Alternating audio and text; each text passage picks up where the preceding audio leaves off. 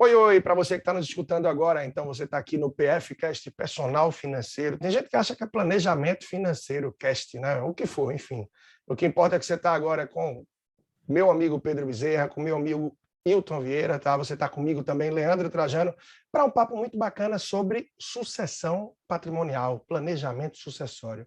E peraí, antes que você pense, isso não é para mim, eu não tenho nem o que esperar de minha família, eu não tenho o que passar para ninguém. Escuta um pouco o que a gente vai trazer aqui, certamente isso vai impactar você, no sentido de entender que sim, é um tema importante e que por tanta gente é deixado de lado, né? Afinal, nesse momento a gente termina falando aqui de duas coisas que muita gente corre, que muita gente tem tabu, falar sobre morte e falar sobre dinheiro. Então não seja você mais um desses e procura ficar com a gente nesse tempo que a gente vai estar aqui batendo papo, que certamente vai contribuir muito com você. Então, meu amigo Hilton, que é de Recife, porém já está em São Paulo há tanto tempo, desde os primeiros anos de vida, boas-vindas aí para você, seja muito bem-vindo. E que bom estar com você aqui hoje.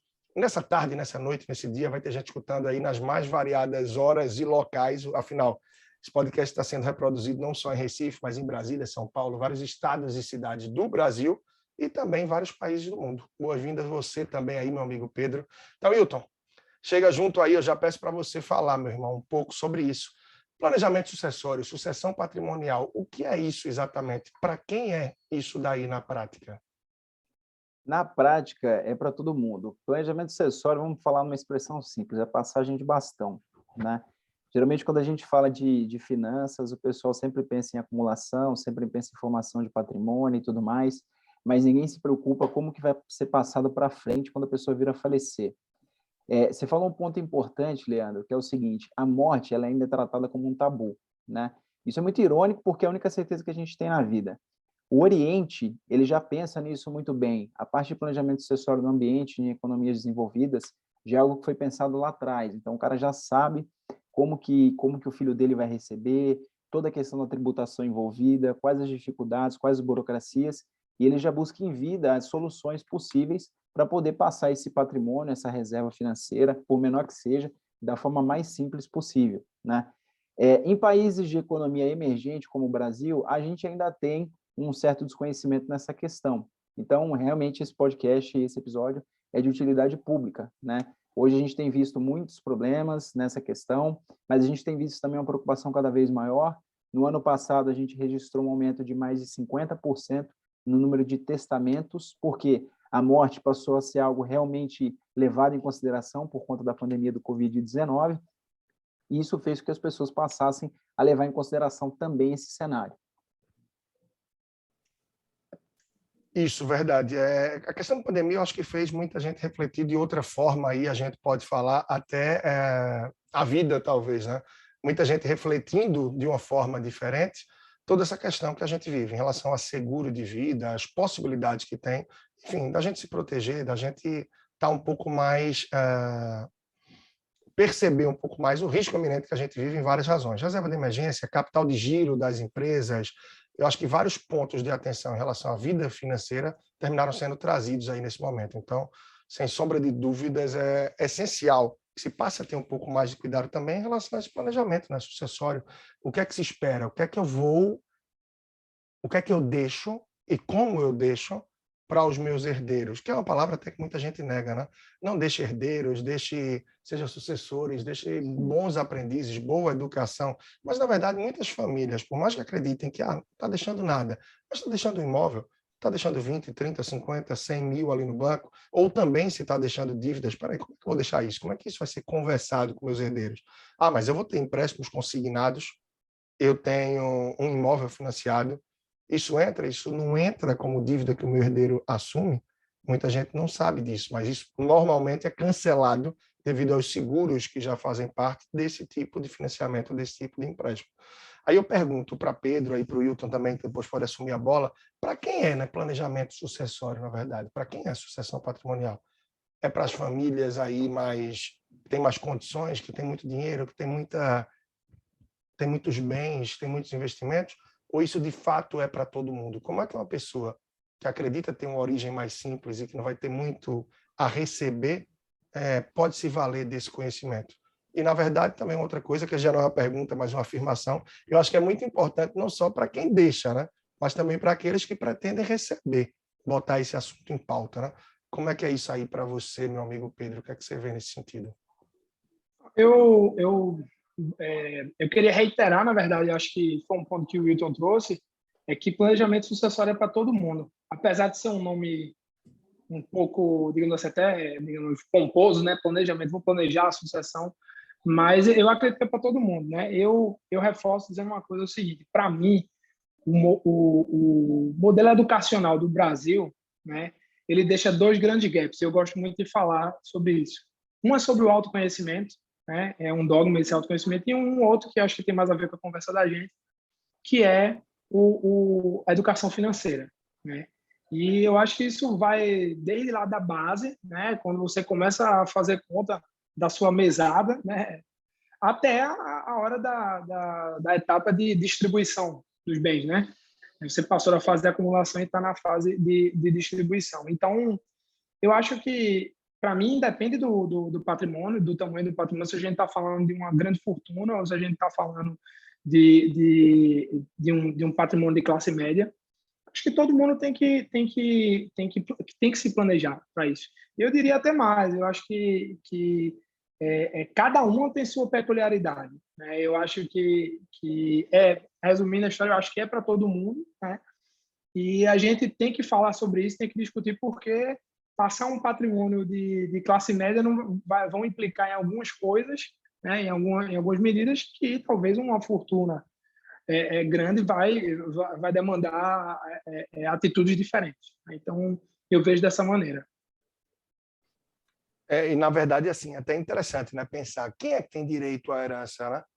Aí eu te pergunto, Hilton, porque tem muita gente que pensa, poxa, mas eu não tenho nem meus pais, eu estou escutando isso tudo aqui, meus pais já partiram, não sei nem o que é que ficou, eu fui criado pelos meus avós, eu fui criado pelos meus tios, eu nem conheci meus pais. Enfim, quem é que tem direito à herança na prática aí? O que é que você pode trazer sobre isso, meu amigo, para que a gente ilustre um pouco mais a mente, sobretudo quem está nos ouvindo, nos acompanhando aqui também, né? Perfeito.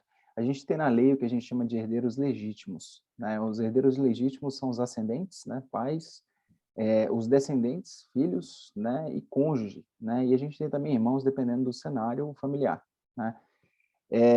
Os herdeiros, basicamente, legítimos são essas pessoas. Só que existe uma possibilidade de em vida, que é uma possibilidade muito comum, que é o testamento, daquela pessoa que detém o patrimônio, né? Que é dona do patrimônio, dela separar 50% do patrimônio e entregar 50% do patrimônio para quem ela quiser. Os outros 50% necessariamente ficam para os herdeiros legítimos, né? Existe essa possibilidade de organização patrimonial, né? Então, vale reforçar uma coisa, tá, Leandro? Quando a gente fala de uma... Leandro e Pedro, né? Quando a gente fala de uma sucessão, a gente tem dois grandes problemas numa sucessão hoje no Brasil. O primeiro é a disputa dos bens pelos herdeiros, né? Isso é algo muito comum, né? Então, a gente vê famílias que são destruídas por conta de uma herança que acaba acontecendo, e aí, de repente, alguns valores eles são jogados para trás, e, de repente, o dinheiro passa a ser o foco. E a gente tem também todos os tributos, emolumentos de cartório, custos que são relacionados ao inventário, que muitas vezes uma pessoa não tem condições de pagar.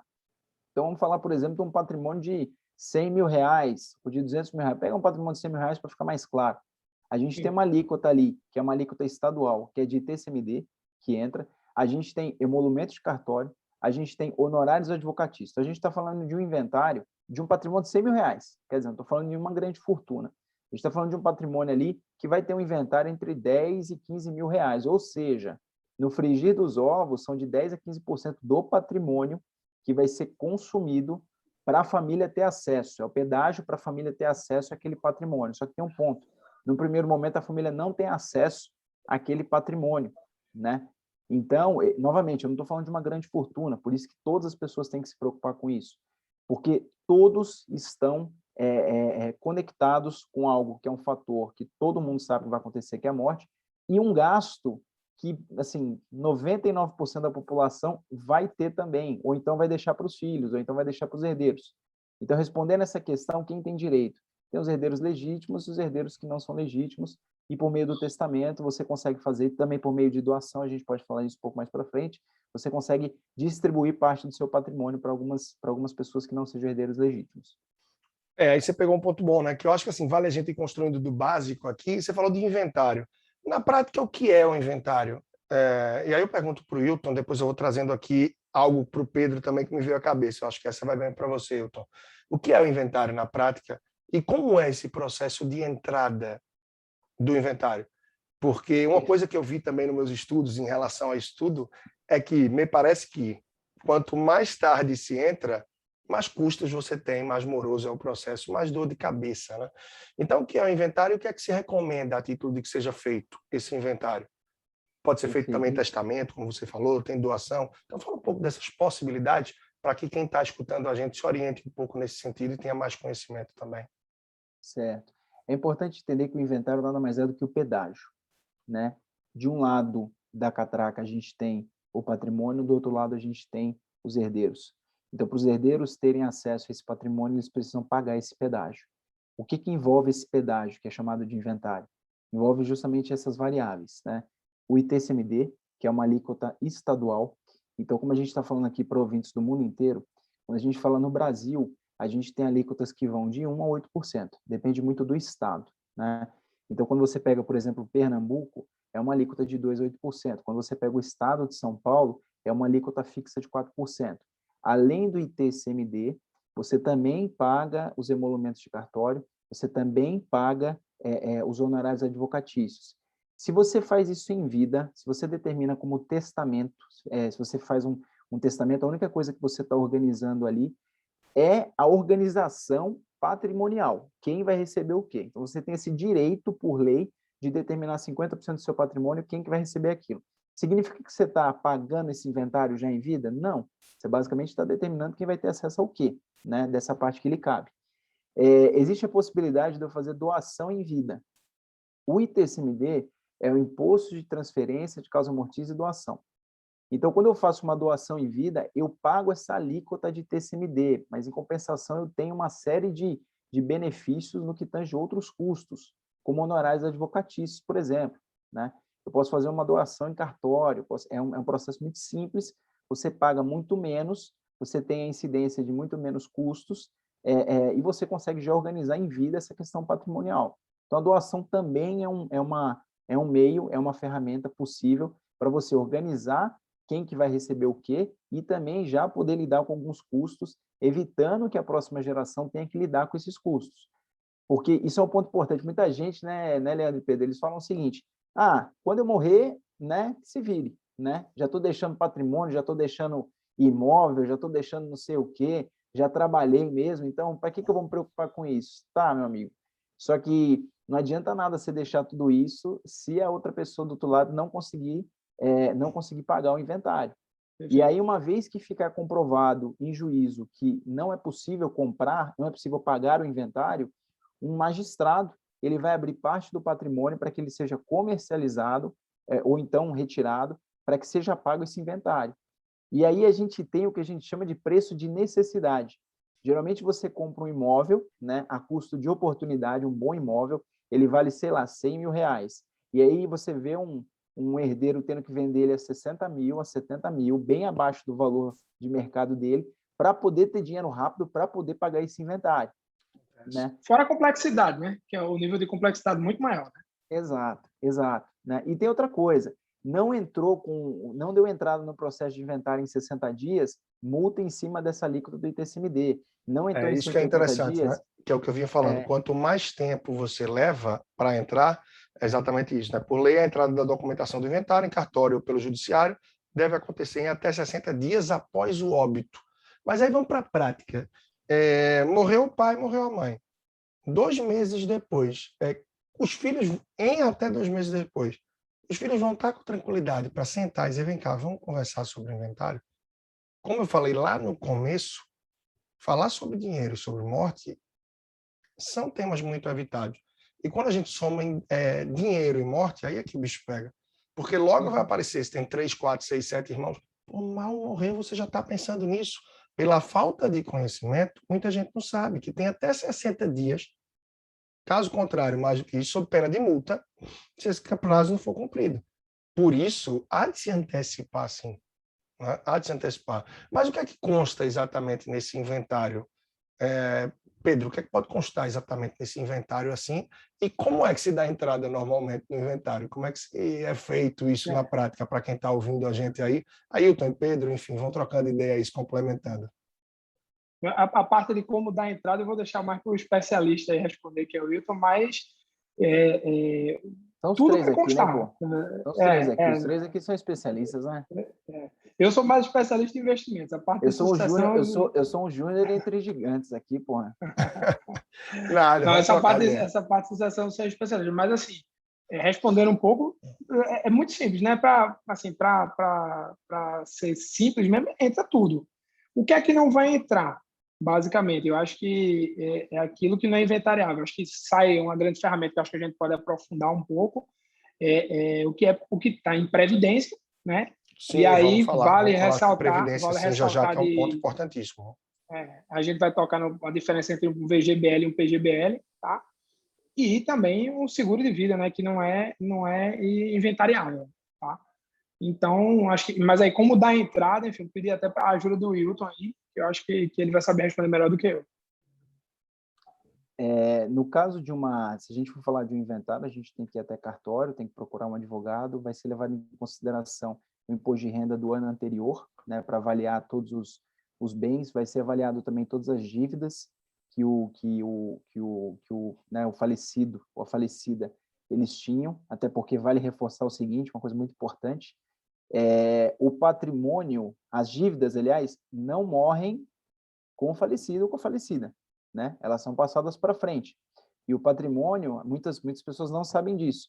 E o patrimônio, ele vai ser deteriorado, ele vai ser completamente segurado para poder pagar essas dívidas, né? Sim. Então, você pode fazer de forma extrajudicial, direto em cartório, se você tiver anuência de todos os herdeiros, né? Se você não tiver nenhuma disputa legal, ou então vai para litígio. E aí tende a demorar, que é o judicial, né? E aí você vai ter disputa, vai ser avaliado, enfim. E tem aquele negócio, né, pessoal? Eu acho que vale para inventário, vale para sucessão, vale para a vida como um todo. Processo é você ficar remoendo durante anos uma mesma questão. Acordo é você parar, olhar, resolver e seguir com a vida adiante, né? Então, é sempre melhor um acordo mal dado, mal feito, do que uma causa bem feita, né? Por quê? Custos com advogado, cada vez liquidam ainda mais o patrimônio. Só que, obviamente, a gente está falando de vários cenários. A gente pode estar falando aqui no cenário de uma pessoa que deixou uma herança e ele tem 2 famílias, e elas vão brigar, né? A gente falou aqui a questão da doação, por exemplo, né? Todo e qualquer tipo, né, que fique bem claro para os nossos ouvintes, é o seguinte, que todo e qualquer tipo de ferramenta que a gente vai falar aqui hoje sobre sucessão, elas têm um ponto de observação, um asterisco, que todas elas, se chegam na frente de um juiz, dependendo do cenário, dependendo do litígio, elas vão caber diante da decisão do magistrado, né? E aí vai ter que recorrer, vai ter que ir para até Brasília, se for o caso, dependendo do cenário, para poder correr atrás disso, né? A gente tem um cenário, por exemplo, como a doação. Você fala lá e você quer fazer a doação em vida. Bacana, você fez toda a doação em vida. E aí você doou para várias pessoas. Aí você veio a falecer. De repente, mesmo você tendo doado isso lá atrás, olha que coisa incrível. De repente, um dos herdeiros fala assim: não, eu não concordo com essa doação. E a gente tem jurisprudência hoje no Brasil de juiz que reverteu uma doação que foi feita em vida para uma pessoa que se achou lesada por aquilo, né? A gente tem casos, por exemplo, de uma previdência, e o Pedro vai falar bem sobre PGBL e VGBL, mas a gente tem caso de uma previdência. Previdência é um ativo de benefício social, de caráter social, ou seja, ela não entra em inventário, em tese, né? O Pedro vai falar melhor sobre isso, e ela também não tem a questão judicial, né? Ela não tem a questão do inventário, ela não tem esse problema de pagamento de benefício, digamos assim, porque você consegue determinar um beneficiário. Só que tem um ponto, existe também jurisprudência que já determinou que alguns herdeiros, por exemplo, se sentiram lesados, eles entraram na justiça e fica lá em juízo aquela previdência até ser resolvida a questão. No final, quem vai ganhar? Muito provavelmente a pessoa que era beneficiária, mas aquele dinheiro ficou prejuízo. E aí, no momento que a família mais precisa de recursos para poder lidar com o inventário, ela não consegue, porque esse dinheiro está em juízo, está preso.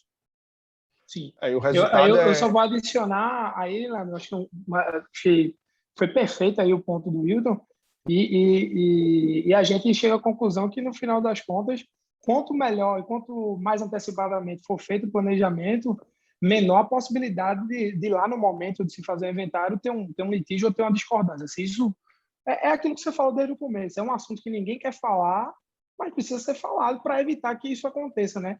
E acho que saindo até, ampliando um pouco mais a conversa, imagino que isso pode causar numa família, né? Numa harmonia familiar, na hora de fazer de fazer a repartição dos bens, né? É uma coisa que eu vi muito, assim, vi e gostei muito, foi quanto mais briga, mais caro fica.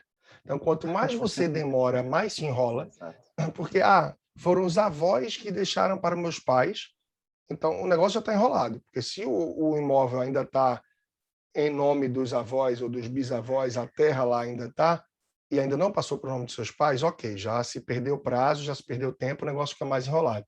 Já já os seus pais partiram, ainda está em nome dos avós, que não houve inventário, né? Que não teve inventário dos seus pais, que já está para você. Então, assim, a situação não é simples. Quanto antes é feito, eu acho que mais fluidez vai ter, mais facilidade no processo, menos custos também. E, naturalmente, quanto menos briga, né? Porque eu vi que a questão de honorários advocatícios também tem isso, né? Quando há assim, um acordo, quando tem uma conversa, algo já definido entre os herdeiros, é um percentual, pelo que eu vi, né?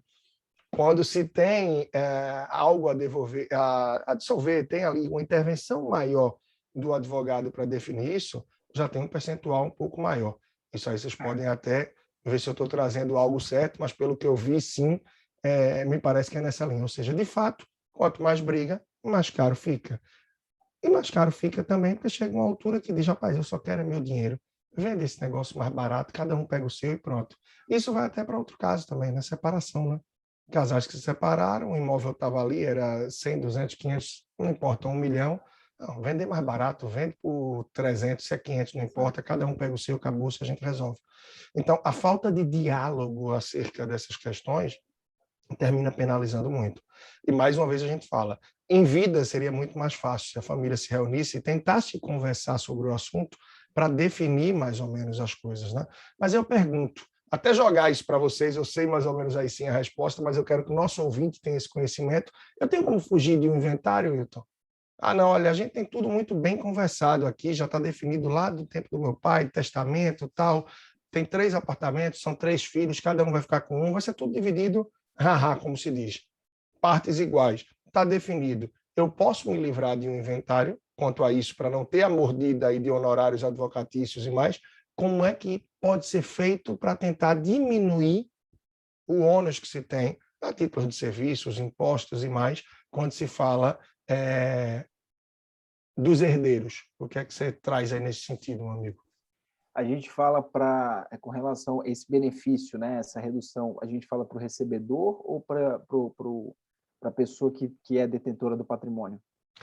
No caso, para o recebedor, para o herdeiro, como é que ele pode Perfeito. tentar diminuir os ônus, assim vamos dizer, nesse sentido? Por exemplo, eu tenho como correr de um inventário, está tudo muito bem acordado entre os herdeiros, e eu não queria inventariar isso, cada um já sabe o que é. Eu posso fugir disso? Como é que é isso daí? TCMD, eu não vou ter como fugir? Tal, como é que funciona nesse sentido? Até porque muitas vezes tem essa questão, gente, para a gente destravar isso tudo vai ser um dinheirão. Tanto que a gente vê que tem famílias que dizem, não, continua alugando o imóvel, está em nome de papai, de mamãe, de vovô, não importa, cada um tira a sua parte e deixa em nome dele. Então morrem os filhos, ficam para os netos e o negócio vai um pouco nesse sentido aí. Sim.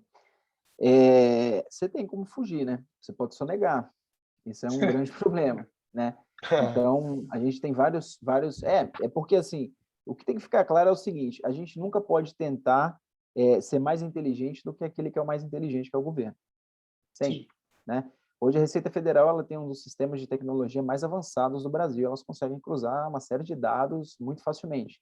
A gente teve um caso no Espírito Santo, por exemplo, de um inventário que foi feito em cima de 2 empresas, inventário milionário, que foi feito em cima de 2 empresas, que o próprio Estado do Espírito Santo foi até as empresas e resolveu reavaliar, e reavaliou. E a gente está falando de uma cifra acima de 200 milhões a mais que foi pago de inventário, né? Então, não adianta a gente tentar ser mais inteligente do que o próprio governo. Existem algumas outras ferramentas. A gente já mencionou aqui a ferramenta de doação, que faz você fugir dos honorários advocatícios. Você vai ter basicamente ali o ITCMD, né? Que no final das contas é o imposto que você não vai conseguir fugir mesmo. Então, você vai ter movimentos de cartório e ITCMD, então você pode fazer isso por doação. Testamento, basicamente por organização patrimonial, né? Aí a gente tem a possibilidade também da criação de uma holding, dependendo do patrimônio, do tamanho do patrimônio. E o que é uma holding? Eu pegar todos os bens que eu tenho na pessoa física e levar isso para uma pessoa jurídica. Quando eu levo isso para uma pessoa jurídica, dependendo, por exemplo, se for uma holding patrimonial de imóveis, né?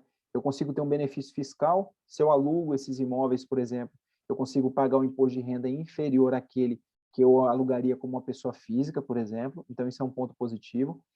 Por meio de uma holding, você consegue também determinar e distribuir as cotas, né? Então, você pega o patrimônio total e você fala assim, 20% vai ser distribuído para esse filho, 20% para esse filho, 30% para a esposa, enfim. Só que vale reforçar que, uma vez que você faz essa distribuição das cotas da holding, você paga também o ITCMD, né? E existe um outro grande problema também. Na verdade, existem 2 pontos de observação aqui. A gente estava até conversando um pouco antes aqui, né, Pedrão e Leandro, que muitas pessoas, muitos advogados, né, principalmente, falam que holding blinda patrimônio, né, que você isola basicamente o patrimônio da pessoa física por meio da pessoa jurídica. Isso é uma ilusão, isso não acontece, né? Mas a holding, ela tem a possibilidade de trazer organização patrimonial, você determinar para quem vai receber, já tem a possibilidade de determinar de fazer a doação das cotas, então fazer com que o recebedor não tenha custo de TCMD. Existe um outro problema na holding, que é o seguinte: você determina, por exemplo, que o seu filho vai receber 20% das cotas. Seu filho, ele casa numa separação parcial de bens, né? Por exemplo, ele recebeu essa doação após a separação. O que ele recebeu, basicamente, não foi uma herança, foi uma doação de uma empresa. Então, se o seu filho separa 50% daquela doação ali, ela vai ser para o cônjuge. Então, quando a gente está passando por esse cenário, a gente tem que reintegrar as cotas e depois desintegrá-las novamente. O processo de constituição de holding, ele exige um pagamento alto para advogados e ele exige também o pagamento do ITCMD. Por isso que uma constituição de uma holding completa, ela leva entre 3 e 5 anos. Porque se uma pessoa já está optando por fazer uma holding, significa que ela tem um patrimônio extenso, né, abundante. Então, ela tem um patrimônio extenso, ela vai pagar muito mais imposto, ela vai pagar muito mais advogado, então ela vai diluir isso aí entre 3 e 5 anos, que é a média hoje de constituição de uma holding, né? Eu vou deixar para o Pedro falar agora sobre a Previdência e depois eu falo sobre seguro de vida. Mas, Pedrão, vou passar a bola para você para falar um pouquinho sobre Previdência. Show.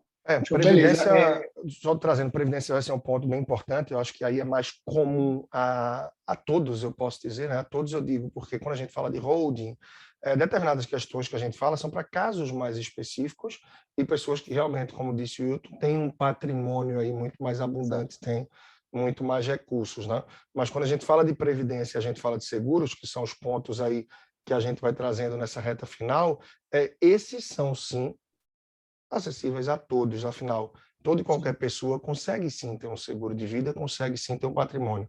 Aí você fala, Leandro, eu recebo um salário mínimo, eu recebo 2 salários mínimos, como é que eu vou ter um seguro de vida?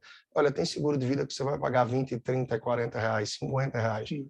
Aí vai depender de sua idade, de uma série de fatores, mas que você pode ter lá na frente por questão de uma doença grave, por questão de uma invalidez permanente, de tantas outras razões, você pode ter equivalente a 10, 20, 30 vezes o que você tem como salário. Ou seja, você vai ter aí um ganho substancial pagando um seguro pequeno. Então, muita gente se ilude que determinados produtos são para quem tem muito dinheiro. Assim como hoje muita gente se ilude achando que não tem muito dinheiro, é por isso que eu estou na poupança. Se continuar com a cabeça pequena, nunca vai ter. Porque você não vai entender. Na verdade, é o contrário, né? Em muitos momentos é o contrário, né? Porque você não tem, às vezes, o capital necessário para destravar um inventário lá na frente, é que você deve se se preparar e fazer, por exemplo, um seguro de vida vitalício, comprar uma apólice que vai destravar, né, E o talvez inventário você lá na não frente. tenha muito dinheiro justamente pelo fato de também você estar na poupança. Eu vejo como ao contrário Sim. também nesse sentido, né? Exatamente. Porque você nunca se preocupou em abrir a mente, em dedicar tempo para entender melhor a vida financeira e entender que a poupança não vai lhe dar saltos maiores. Não estou dizendo que ninguém vai enriquecer com tesouro direto, com outras coisas, seja lá o que for enriquecer para você que está nos escutando. Mas, se você passa a ter conhecimento, entendimento das coisas, você vai perceber que o mercado financeiro está muito mais democrático e oferecendo produtos e tickets de entrada para os mais diversos produtos que sim está ao alcance da maioria das pessoas.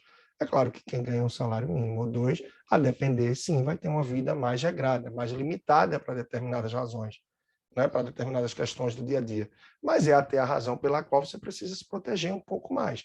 Então, sim, tem muita coisa acessível, precisa estar organizado para poder abrir espaço. E, claro, quem está nos escutando e que está muito longe dessa realidade, é entender um pouco mais de que se enquadra a sua realidade, né? O que é que eu posso pesquisar mais sobre esse assunto? Porque eu preciso me antecipar a ele.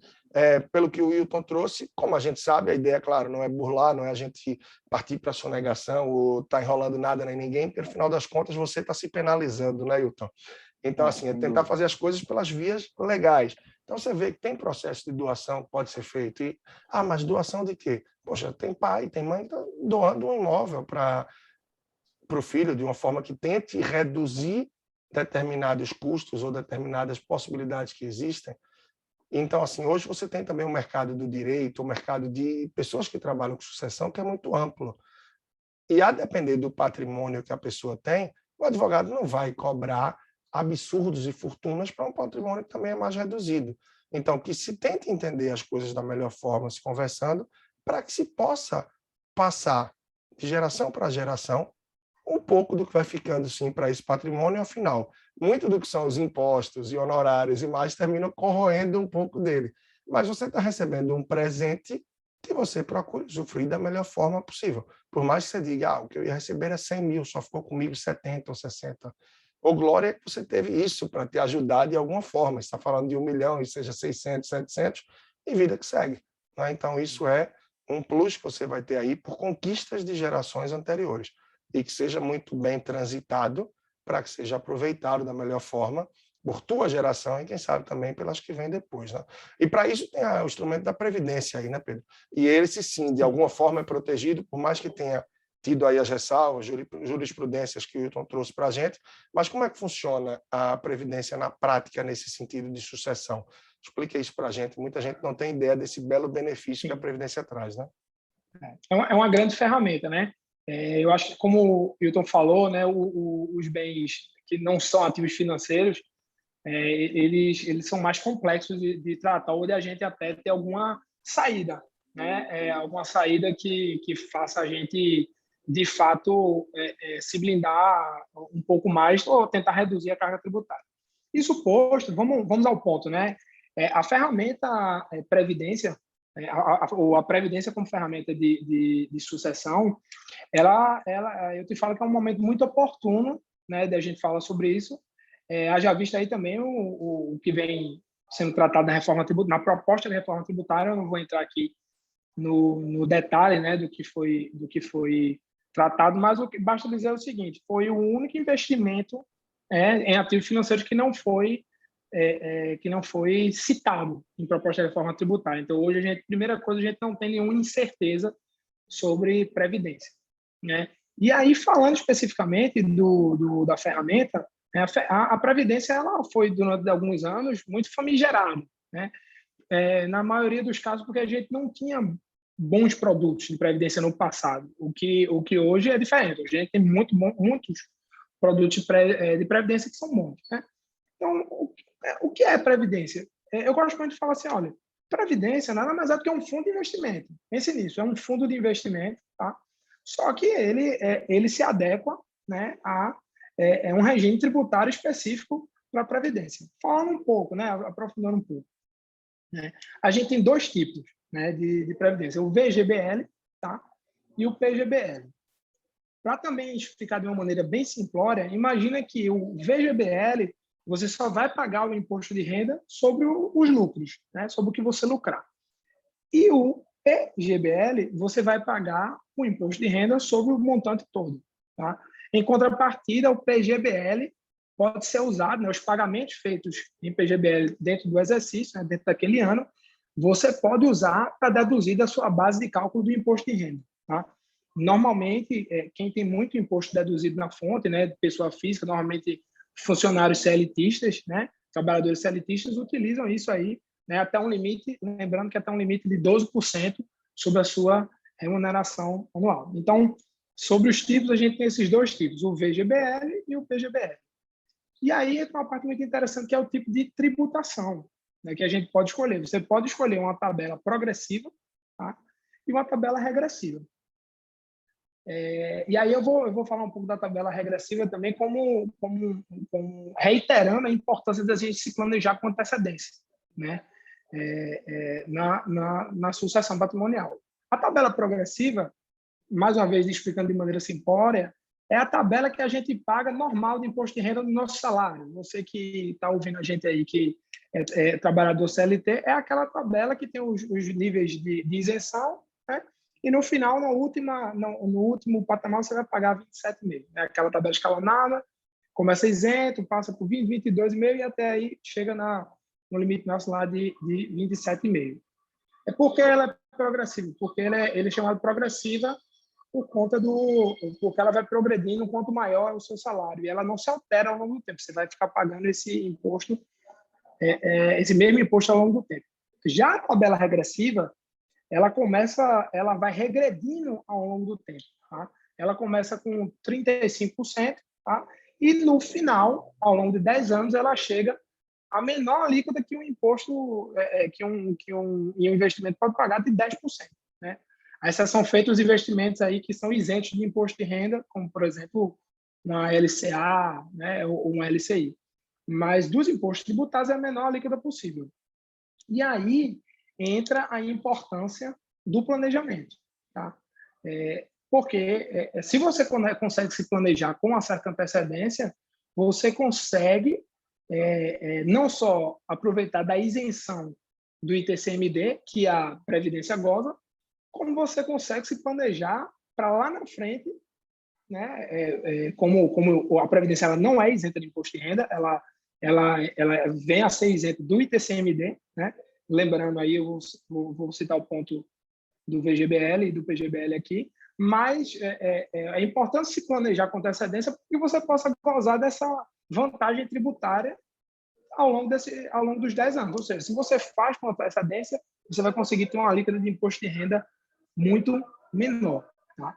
E aí, citando um ponto importante das diferenças entre VGBL e PGBL, hoje em dia a gente já tem jurisprudência no Brasil, né, de PGBL entrando em inventário. Né? Já tem estados no Brasil, eu não vou saber, eu não lembro se São Paulo já está nesses, mas a gente já tem 5 ou 6 estados no Brasil nos quais o PGBL ele não é isento de ICMD, ou seja, ele entra em inventário. Já o VGBL não. O VGBL a gente não tem jurisprudência nenhuma. Então, mais uma vez, acho que resumindo, é uma grande ferramenta, né, não só de inventário, né, de gestão de sucessão patrimonial, como uma grande ferramenta de investimentos, pensando nesse tema tributário, nessa possibilidade de você chegar lá.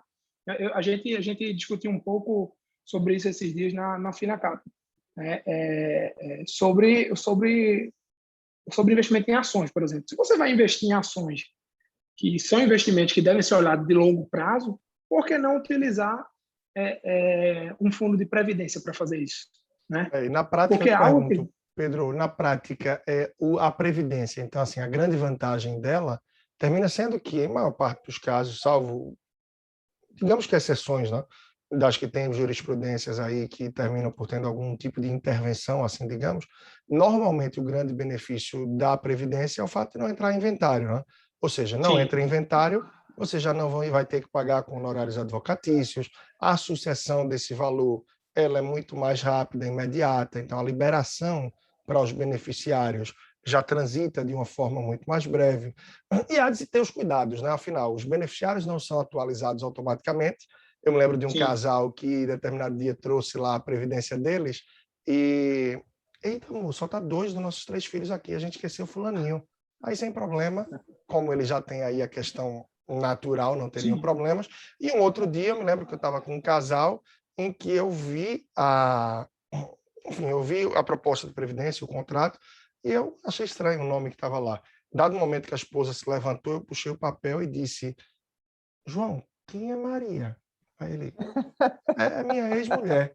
Aí eu disse: pretende deixar para ela os 50%? É? Ele disse: está doido? Aquela não sei o que lá. Eu disse: pois, doutor, abra o olho, porque aqui na Previdência, salvo falta de atualização, se você tem outra versão, você está deixando 50%. Não, vou mudar isso amanhã. Agora, fica quieto, senão vai dar confusão. Ok, eu cumpri meu papel, um trabalho confidencial, por isso os nomes de João e Maria por aqui, né? Mas, assim, são pontos importantes de se observar, né? E, assim, quando a gente vai para todos os detalhes, que eu acho que foram muito bem trazidos aí por Pedro da Previdência, inclusive quem quiser passear lá pelo YouTube, eu acho que está até também no meu podcast, eu tenho um vídeo muito bacana que eu falo dos principais pontos que você deve estar atento ao contratar ou revisar a sua Previdência. E aí Pedro falou muito bem, poxa, é PGBL ou VGBL que eu devo contratar? O regime de tributação deve ser pró ou regressivo? Então, tudo isso deve ser visto, porque a Previdência, de modo geral, é vendida, que sai empurrada aí, de uma forma como se fosse um produto muito simples, e que na prática não é. É um produto que tem uma série de nuances aí que precisam ser vistos. Por exemplo, poxa, eu sou uma pessoa muito nova, por mais que eu seja conservador, por que não ter, para esse instrumento que eu só pretendo utilizar em 10, 15, 20, 25 anos adiante, pelo menos 10, 20%, até 30% do mix do meu fundo na renda variável? Nossa, mas eu sou conservador. Gente, a gente está falando de um produto que é para longuíssimo prazo, tá? Então, são vários pontos que são muito interessantes, sim. E aí você que está nos escutando agora pode sair daqui pensando: nossa, eu vou procurar um banco amanhã para fazer a previdência. Calma. Primeiro, não necessariamente um banco. Nem sempre os melhores produtos financeiros estão lá. Então, procure também uma seguradora. Procure, quem sabe, até, por mais que eu acho que ainda não é o recomendável, mas as corretoras, se valendo dos produtos da seguradora, estão abrindo um bom leque nesse sentido.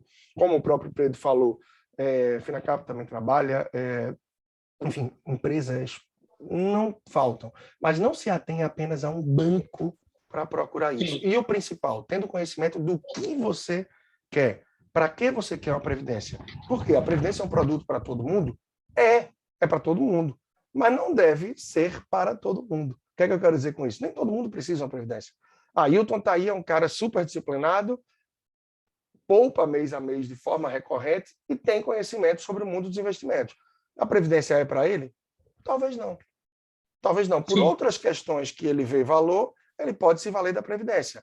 Mas talvez, Sim. se ele já tem a disciplina de poupar e o discernimento dos investimentos que ele quer fazer, ele pode estar construindo isso de longo prazo de uma outra forma. Então, assim, são assuntos riquíssimos que eu acho que a gente podia fazer um episódio só falando sobre previdência, né? Que é um belo instrumento, sim, de sucessão patrimonial. E aí, para a gente quase que finalizando, eu parto para um outro ponto que é bem interessante e que o Hilton vai trazer aí, em que se encaixa para a sucessão patrimonial, que é o seguro, né? Seguro de vida. Sim. Como é que isso pode ser usado e pode agregar valor nesse sentido? Eu não sei se Pedro quer concluir. Eu queria, na verdade, eu queria fazer uma pergunta para Ailton, se ele me permitir, até antes de entrar nesse ponto de seguro, porque termina que, como eu trabalho no mercado financeiro, eu tenho um grande viés, né, de puxar a sardinha para o mercado financeiro. E aí eu queria te fazer uma pergunta, Ailton, porque assim, a gente tem muito contato com as pessoas que estão começando a se preocupar nesse momento, né, com planejamento sucessório. Normalmente são, digamos, uma geração que gostava muito de investimento em imóvel. É um pessoal muito acostumado a imóvel e a gente tem, com uma certa frequência, recebido clientes que têm uma boa parte do seu patrimônio em imóveis. E aí eu queria te perguntar, como tu vê, por exemplo, ao invés de doar de cara esses imóveis, enfim, liquidar já uma parte desse imóvel, ou seja, sair, vender um pouquinho desses imóveis e já fazer e já colocar um pouco em previdência ou utilizar a ferramenta de seguro de vida de alguma maneira Como é que tu vê isso? Tu acredita que enfim, é um paradigma a quebrar com essa geração? Eu queria bem curiosidade da minha parte, pegar a tua opinião sobre isso. Certo. Cara, isso é uma pergunta muito interessante, até pelo momento que a gente está passando. O momento de instabilidade econômica que a gente está passando por conta da pandemia do Covid fez com que muitas pessoas saíssem um pouco de investimentos de alto risco e passassem a blindar um pouco mais o patrimônio.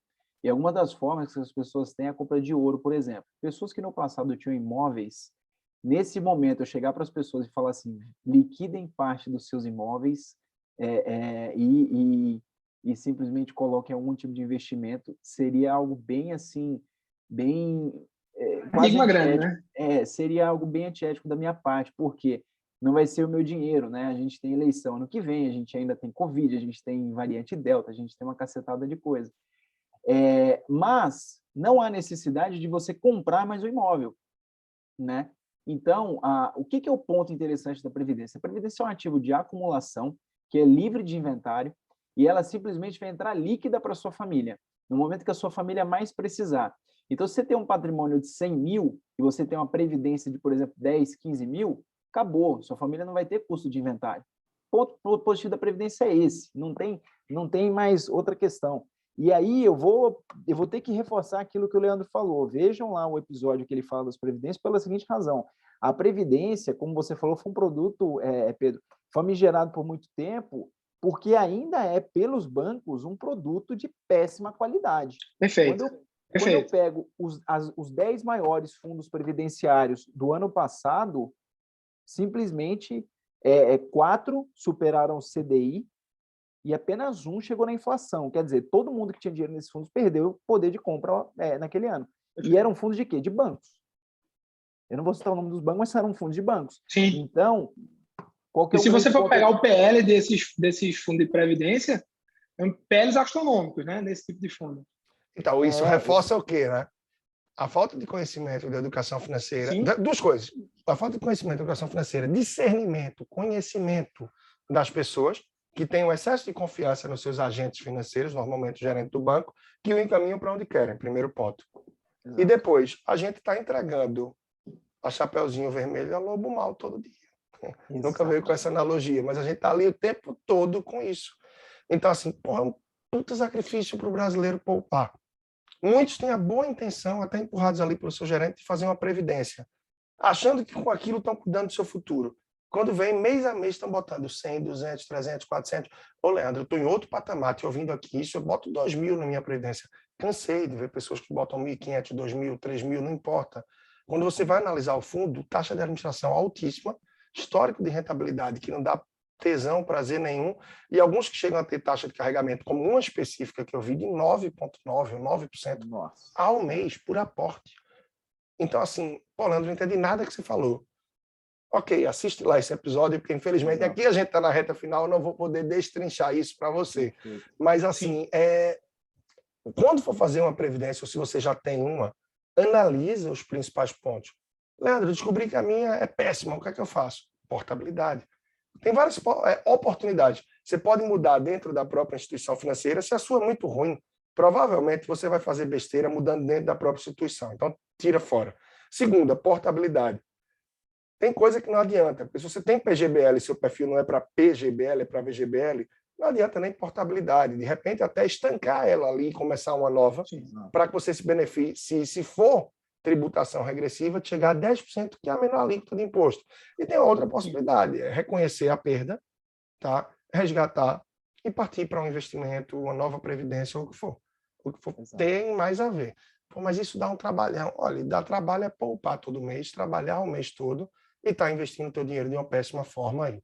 Eu conversava recente sobre uma pessoa que eu estava analisando um pouco do que ela me mandou da posição de investimentos e de produtos financeiros que ela estava, e essa pessoa tinha 10 títulos de capitalização, em que por mês isso tirava do seu orçamento de 2.300 a 2.500. 2.300 a 2.500. No ano, nossa senhora. E isso ainda faltava uns 3 anos para que concluísse o prazo. Tá? Seria lá daqui a 36 meses. Eu fiz os cálculos, eu disse, fulano, isso aí vai te tomar cerca de 80 mil reais. E título de capitalização, diga-se de passagem, você pode receber no final 80% do que botou. Se tiver sorte, recebe 100% corrigido pelo IPCA e olhe lá. Enfim, mais uma vez, falta de conhecimento, falta de dedicar tempo ao assunto. Então, desde já, você que chegou aqui nos nossos últimos minutos, parabéns pelo tempo que você dedicou na velocidade 1, 1,5 ou 2. Tem muito conteúdo rico, tá? O Pedro e o Hilton vão trazer também redes sociais, as formas de que vocês encontrem eles agora por aqui e nos meus canais todos. Podcast que você pode encontrar em todas as plataformas, basta procurar por Leandro Trajano, canal do YouTube, lá no Instagram, Personal Financeiro, blog através de leandrotrajano.com, toda semana tem conteúdo novo. Isso, claro, eu estou me promovendo aqui, mas agentes financeiros independentes como eu e tantos outros que podem trazer conteúdo para você não faltam. E aí eu vou ser livre de concorrência. Sinceramente, a minha missão e meu papel vai muito além disso. Graças a Deus eu tenho um bom fluxo de trabalho. Quer vir para mim para te ajudar de alguma forma? Vem, maneiras não faltam. Cursos, mentorias, consultorias, mas cuida de tua vida financeira e dedica tempo para que você possa transformar e mudar ela, pensando no hoje e no longo prazo, independente de quem vai te ajudar. Mas corre atrás, porque isso sim vai ser transformador para você e para a sua família, tá bom? Bem, a gente tinha mais ou menos uma pausa de tempo, uma pauta e tempo pela agenda de todos aqui, afinal, cada um está em uma região do Brasil, tem gente que vai pegar estrada nos próximos minutos. É um tema que a gente poderia conversar além muito de estudo por aqui, tá?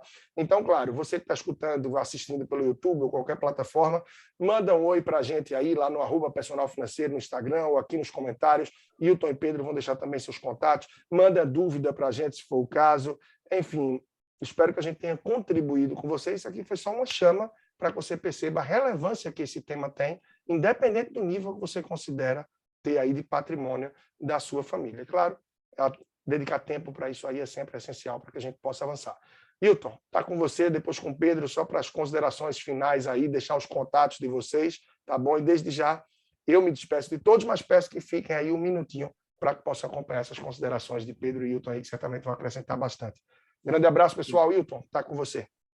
Eu agradeço pelo convite, pela participação, agradeço o Pedro também por dividir esse espaço aí comigo. Acabamos não falando de seguro de vida, em outro momento a gente fala sobre isso, que é uma ferramenta fantástica também. E agradeço a todos os ouvintes do PFcast também. Querido, eu faço questão que você fale, tá? Mesmo que a gente tire mais 2 minutinhos aqui, da relevância do seguro de vida e qual o papel que ele tem nisso daí. Estava na nossa pauta e eu acho que é essencial que venha nesse episódio e, claro, a gente pode trazer novamente em outro. Tá certo. Pessoal, é o seguinte, por uma quantia módica por mês, um valor baixo por mês, você consegue ter um valor, né, que é o que a gente chama de capital segurado alto, pela sua vida. Então, caso você venha a falecer, por exemplo, você recebe, dependendo do seguro que você tiver, 100, 200, 300, tem seguros no Brasil que estão até 100 milhões de reais. O seguro ele é protegido pelo Código Civil Brasileiro, pelo artigo 794, em que ele é livre de qualquer tipo de inventário, tá? Então, o seguro é o ativo, é um dos ativos junto com a Previdência, mais líquido que vai entrar para sua família caso você venha a falecer. Diferença de um seguro para uma Previdência é que uma Previdência é um ativo de acumulação. A sua família ela vai ter o dinheiro que você deixar ali, que você ir poupando ali. É como se fosse um copo que você vai enchendo ao longo dos anos. Um seguro de vida é um copo cheio. Se te acontecer qualquer coisa desde o momento zero, você já tem aquele dinheiro que vai entrar líquido para sua família. Ele é livre de imposto de renda, ele é livre de herança e ele também é impenhorável, ou seja, ninguém pode pôr a mão nele, inclusive nenhum tipo de credor que você tenha. Ele é um ativo de caráter indenizatório e benefício social. Uma vez que você determinar os beneficiários dele, ninguém pode pôr a mão. Não há disputa jurídica, então herdeiros legítimos não podem contestar a entrega de um seguro de vida. Isso é protegido pelo Código Civil Brasileiro. Então, assim, o único cuidado que eu falo com relação ao seguro é o mesmo que o Leandro e é o mesmo que o Pedro falaram sobre a Previdência. Cuidado com quem vocês fazem, né? Vamos pegar banco de novo, que sempre empurra, faz venda casada. 94% dos benefícios de seguro de vida pagos pelos bancos são pagos na justiça. As pessoas têm que entrar na justiça para poder receber aquele benefício. Por quê? Elas não contrataram por meio de uma instituição que seja especialista naquilo, né? Uma seguradora propriamente. Mas elas contrataram porque o gerente do banco, que é aquele amigão, foi lá e ofereceu. Então, antes de contratar um seguro de vida, assim como antes de contratar uma previdência, entenda quais são as condições relacionadas ali. Então, acho que com relação ao seguro de vida é isso. É um copo, acho que essa analogia do copo cheio, do copo enchendo é muito boa. Previdência é um copo que você vai enchendo e no final você vai ter E no final você vai ter o copo o que você colocou de líquido ali. E um seguro de vida é um copo cheio que já é entregue desde o momento zero, caso algo te aconteça. E a previdência é eu acho que eu trato muito os dois como instrumentos de proteção, mas o seguro ainda mais, né? Ainda mais o seguro. E vale reiterar um outro ponto que muita gente se ilude, né? Que vai viver da previdência. Eu tenho uma previdência privada. Eu não conheço até hoje, nunca cruzei com ninguém que vive só da previdência. Por isso que ela é uma renda complementar. Complementar ao INSS, se você for uma pessoa de sorte que tiver um que vai te ajudar, eu não contarei com isso. Infelizmente, porque podia complementar, né? Pingar mais uma coisinha, né? Mas não vou ter, não está no meu planejamento por diversas razões, que hoje não vem ao caso, mas o seguro sim deveria compor o planejamento financeiro de maior parte dos brasileiros e não compõe pela falta de conhecimento das pessoas em relação à ferramenta. Seguro de vida, eu vou deixar isso para quem? Pode ser usado em vida por uma questão de invalidez permanente, né? Você assegura o carro, mas não assegura o cidadão, a cidadã que vai dirigindo ali dentro, entre tantas outras razões que existem. O seguro pode, inclusive, servir para destravar um patrimônio maior que foi deixado e que, na hora de fazer o inventário, os herdeiros não tinham possibilidades financeiras para isso.